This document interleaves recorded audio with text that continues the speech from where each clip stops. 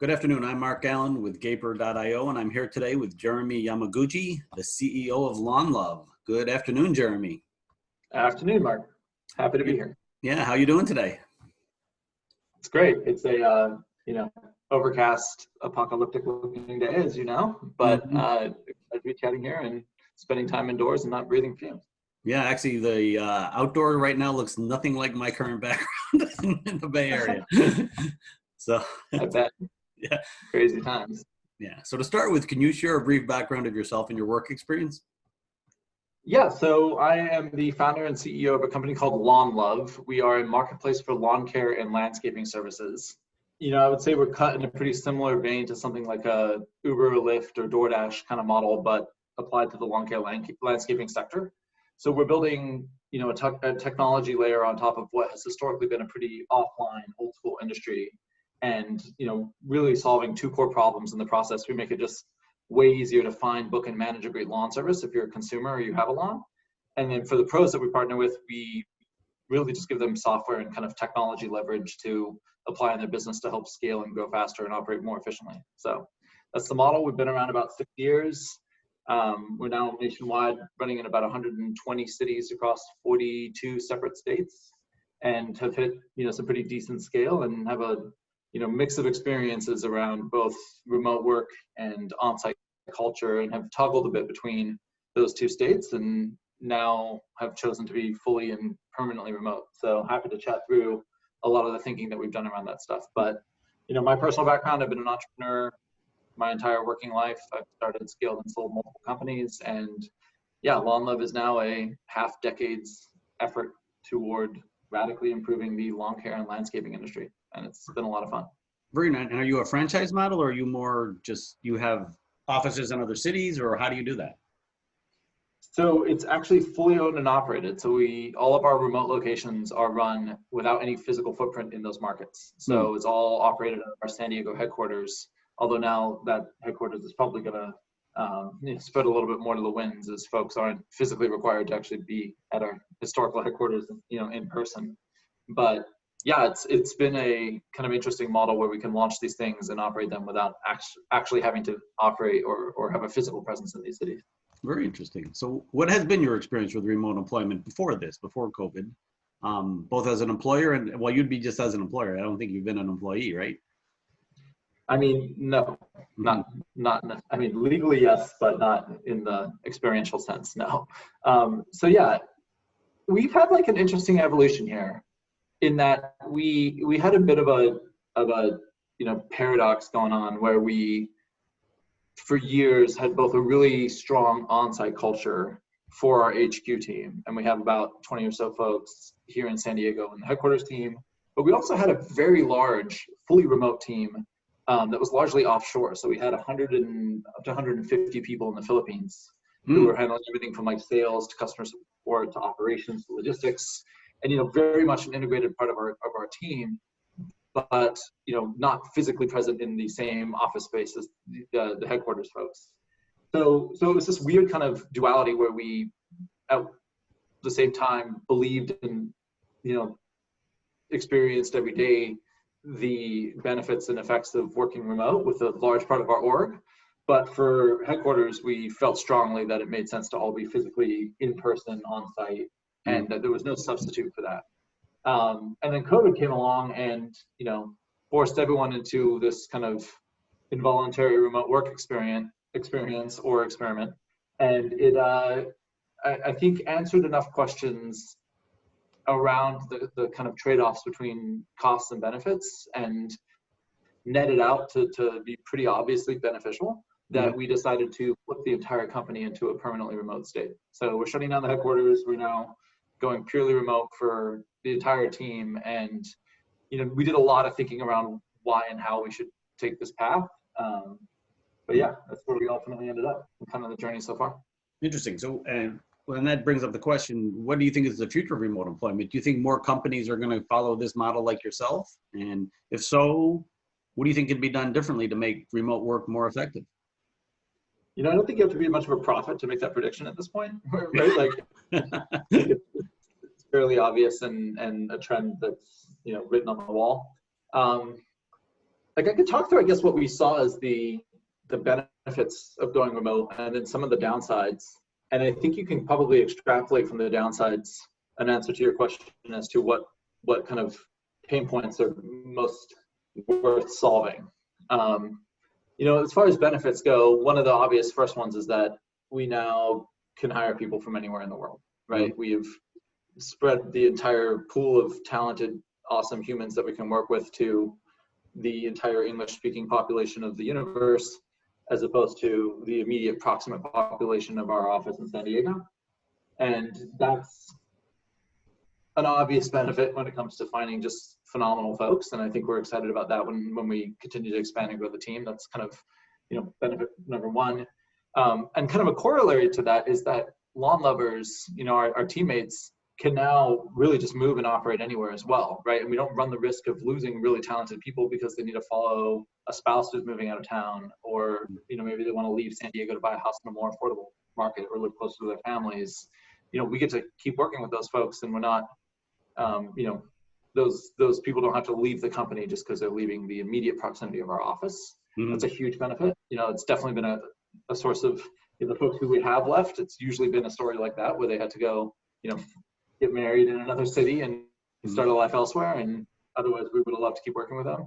But you know, I think it's also cool. This kind of varies depending on the type of work that you're doing, but and also your work from home setup. But in most cases, we found that you can get into a better deep work state when you're remote, and it's easier to kind of focus on harder problems without interruption, because offices, and particularly open offices, which is what we had, are so interruption prone, right? And that kind of focus does translate to net better productivity and throughput, especially in, you know, high focus jobs. Unnecessary meetings are more obvious, right? It's easier to cut them out. There's just something about when you're all physically sitting in the same room that it feels inherently productive, and there's always something to work on, right? Something to talk through.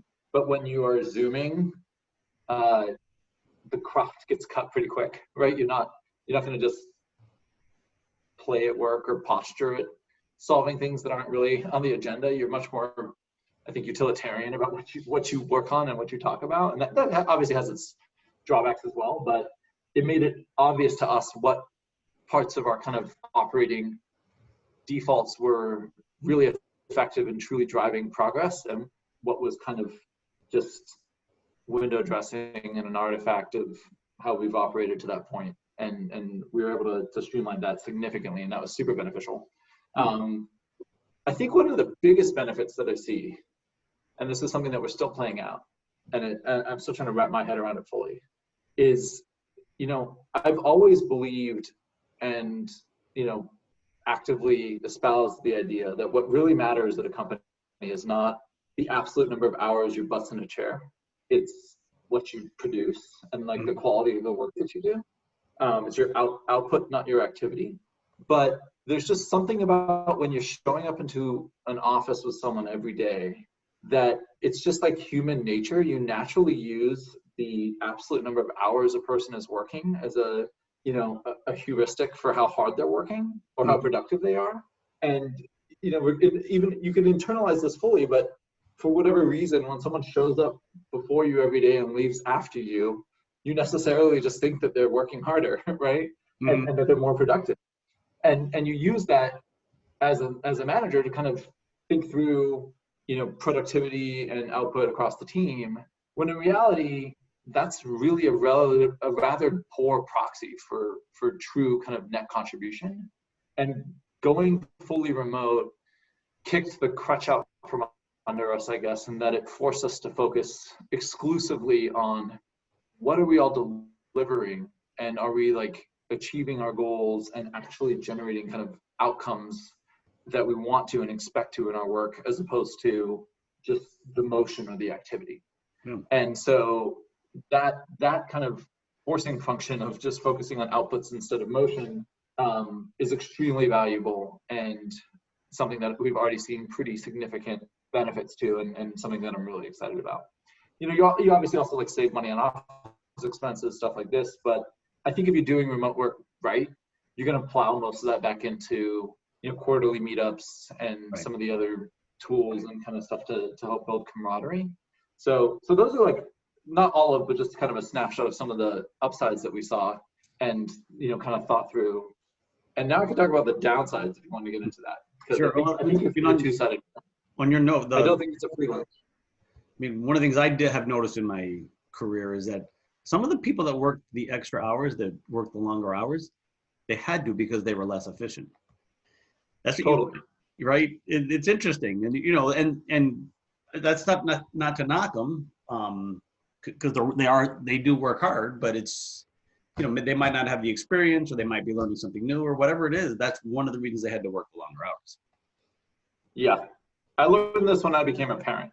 You're kind of forced to carve out holes in your calendar to, spend time with your kids. And if you're ambitious and you want to be successful, you still got to get extraordinary amounts of high quality work done. And you realize that you're going to have to just necessarily get more efficient at how you do the work, or you're just going to have to get less productive. And ambitious people tend to not be comfortable with the second option, so they figure out the first one. Yes. All right. So now, now on to the downsides. Yeah, I mean, I should probably caveat this and say that we think that on net it's beneficial, which is why we decided to do this. But the drawbacks, I'm sure you're aware of and hear all the time as well, right? Collaboration on less structured problems a bit more difficult, right? Like whiteboarding isn't quite the same. Mm-hmm. Everyone is getting into a room when you have something that's just an open-ended problem and brainstorming on it in the same physical space feels different, and in a good way, versus trying to do the same thing on a Zoom call. There might be tools that you can use that kind of glue that together a bit better, but we haven't quite solved that. Mm-hmm. Training and onboarding new hires can be a bit more difficult, right? Like the first day, the feeling of a first day walking into an office that's humming with a bunch of smart, motivated people who are friendly and kind of running at something just feels different than your first day sitting in the exact same room you've been sitting in for the last however long, right? Mm-hmm. With just a different Slack channel that you've logged into. I think we think through about how to solve for that. I also think not everyone, and this might be an artifact of us having been forced into a remote work kind of experience initially, and this will improve over time, I think. But the simple reality is that I don't think everyone experiences remote work the same, right? Like not everyone is set up in the same way at home. We have very different, sometimes it can be chaotic and difficult to work when you've got kids at home, especially in a lockdown world, right? You also lose a little bit of the serendipity and the benefit of random collisions. I'm sure you've heard this from other folks, but one of the common hallmarks of in-office work is the whole water cooler effect, mm-hmm. where you get to see each other and physically interact in non-structured, non-planned ways, mm-hmm. and that often results in just conversations and progress and ideas communicating that would not have communicated if you had to do it in a more formal fashion. So I don't know that we have a solution for that. I don't know that there is a good remote solution for that. I also think about a loss of camaraderie potentially. Startups can be a bit like trench warfare, mm-hmm. and it feels different, I think, to be in the same foxhole with a bunch of your friends running hard at hard problems and kind of dealing with the swings than suffering those same swings in a distance way where you're not actually physically in the same physical space. We'll see that play out over time, and I'm not sure how much of an effect that'll have, and I think you can still build camaraderie remotely. But whoever solves solving for the softer relationship stuff that you lose a little bit when you're not physically in the same space is going to be an enormous company, because that stands out to me as probably the single biggest adverse effect of a remote first world. It's just the lack of unstructured kind of culture building that you get when you're all physically in the same place. Yeah, that's most of it. There's a longer tail on that list, but those are the highlights. Yeah, most of the people I talk to say it's the personal stuff, not the technical stuff, that's been the issue.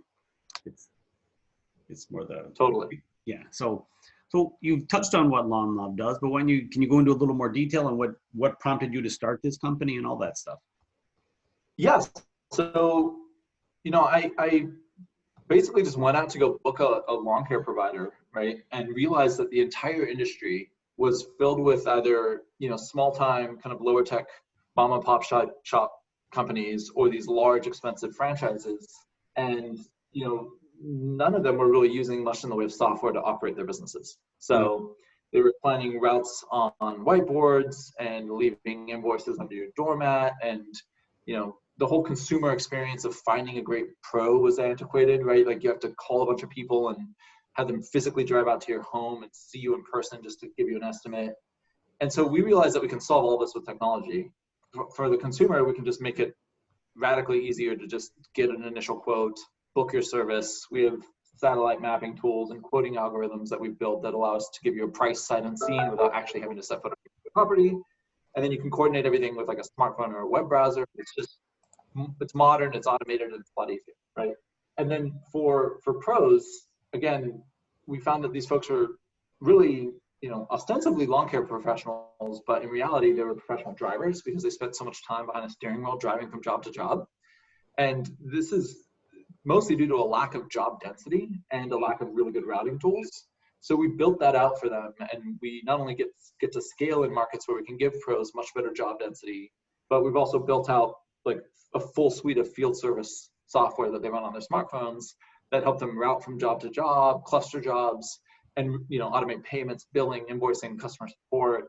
It just is like a full tool set to make them massively more efficient and really just better versions of themselves and help them scale their companies and spend more time working in their businesses rather than on their businesses. So that was the insight. We realized, the timing was great because the market had resisted both kind of tech penetration and consolidation, and that a marketplace style model was uniquely well suited to aggregate this like historically disparate source of pros and give consumers a really consistent, more modern experience at the same time. So that was the genesis. Yeah, I mean, and I've done some, in my history, I have done some routing software, so I know that can be tricky. So, so you have a GPS application and all that, I would assume, right? It's the traveling salesman problem, right? At its core, it's the unsolved math problem that you try to get the most optimal path between a series of points. And there are various nominally better solutions to this problem, but I don't think it's fully solved yet. Yeah, probably true. So interesting. So we've talked a little bit about the pandemic, and that of course everyone to go, basically go remote in March. It sounds like it forced you to go remote in March. So how did you initially deal with that, and were there any roadblocks or challenges that you didn't expect? So I guess I can answer this with respect to our business and then the remote piece as well. But we saw COVID coming on the horizon and sent the whole company remote early March before it was kind of state mandated, and about 2 weeks later, the governor shut everything down. And that was mostly chaotic, just not because our business necessarily imploded, thankfully. Our services were both all outside the home and naturally distanced, but also earmarked as essential in most states. But the issue was mostly a comms one, where we had all of these states in these, states of flux, where they were determining whether or not lawn care was going to be essential, whether or not we could actually operate was at various points unclear, and having to kind of handle thousands of pros and tens of thousands of customers and manage the communications back and forth and set expectations, and all the scheduling and routes are like very intricately intertwined and deliberately crafted. And when you have something like a COVID come along and just nuke all of that, it is operationally very intense. Yeah. And I think our team did a phenomenal job kind of keeping everyone up to speed and helping keep all of those crazy tangled ends together, and not letting too much stuff go off the rails. But that was definitely chaotic and probably one of the harder parts of this. But frankly, we consider ourselves extremely lucky. There are industries that have been massively more adversely affected than ours, and we're very fortunate in that way. But that was tricky. And then I think the biggest downsides to the surprise work from home thing are mostly centered around the surprise part of it, right? The vast majority of our team, so we surveyed everyone, and nearly the entire team loved being remote, who had previously been on site in the headquarters, and wanted to be permanently remote, and that influenced our decision to make this switch long term. But I don't think everyone's remote work experience in the middle of a pandemic is analogous to the long-term remote work experience that you're going to have if you do this deliberately and with intention over time, right? Like I'm working out of my bedroom presently, and if I extrapolate out a couple of years, I'm probably going to find myself in a living situation that better supports my newfound remote work life, right? You have location flexibility. You're probably going to over time move further away from, dense urban corridors into parts of town where you can get more space and, not have to worry about longer commutes. And all of those are kind of lagging processes that happen that ultimately significantly improve the quality of remote work life. But if you weren't already by default a remote work company and hiring people who are looking for remote first jobs, and you've suddenly found yourself in this state, you're going to be in a kind of the least elegant form of remote work that you could imagine, right? And I think that's only going to improve over time. So we're going to go from a level of relative discomfort where we're working on couches and in bedrooms and, with noisy roommates in the background and, kind of a suboptimal situation in many scenarios, to a more deliberately cultivated kind of catered environment that actually is designed for remote work first, because that's the expectation coming right out of the gate. So that was probably the hardest part about the surprise in switching to remote. But overall, again, it's been largely net positive, and we're super excited about where we can take this from here. There's a lot of upside. Yeah, no, I agree. So, well, Jeremy, I want to thank you for your time today. This has been very informative, and I wish Lawn Love a lot of success in the future. I think you've got a great business model there, and have a great day. And hopefully, it clears up here soon. Yeah, thanks, Mark. Hope you survive this crazy apocalypse weather up there, and really great chatting. Yeah. All right. Have a great day. You too.